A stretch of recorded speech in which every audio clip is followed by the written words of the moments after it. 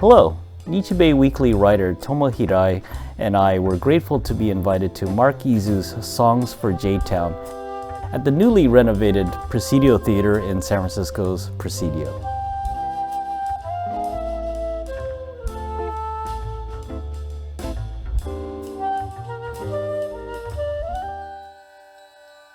Mark Izu shares some thoughts after the performance.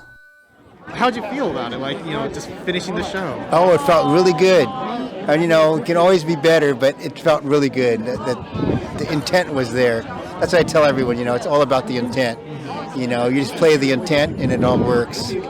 Well, I thought there'd be 60 people here. It's so hard to tell, because it was, when we booked it, it was right in the height of Omicron. So, we didn't know what was going on, but everyone came out. It was great. We caught up with Brenda Wong Aoki, wife of Mark Izu, to capture some post-performance thoughts. So, it's been a while since you've been on a stage. This one was not so bad because it was the second time I've been in public. But yeah, it's a beautiful thing. It's so beautiful to be on stage and the point of performing arts, right, is to connect everybody. Thank you for letting me be myself again. Thank you for letting me be myself again. The paper tree, chart, key mochi, JCYC ninjas, and little friends. We rise. Because of Monong Freddy, El Robles, Benny Luis, I Hotel in Manila Town, we rise! Like many of the audience, it brought back thoughts of nostalgia for Brenda. When you think about the show, what's the one thing that really just pops into your mind immediately?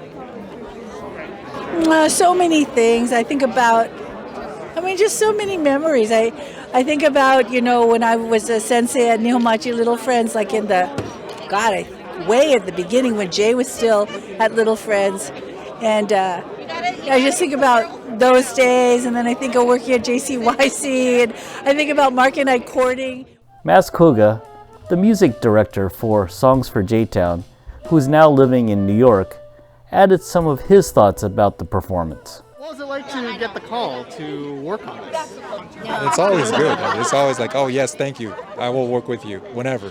Just call me. I'll be there. And then the reason being is I learned so much about J-Town and the Japanese American history. Lastly, we wanted to share some thoughts and comments about Songs for J-Town from the community. And what brought me here was them, and knowing that I knew this was going to be their production. They told me too. They're like, Aaron, this could be one of our later ones. And so I was like, okay, I need to be here, and that was incredible. Well, I think I wasn't here for the particular protests or, the actual redevelopment, but I think I really liked that sense of the activism that came out and, the mention of various names in the community. It's amazing. It's really heartwarming. We see folks from my preschool, Nihomachi Little Friends.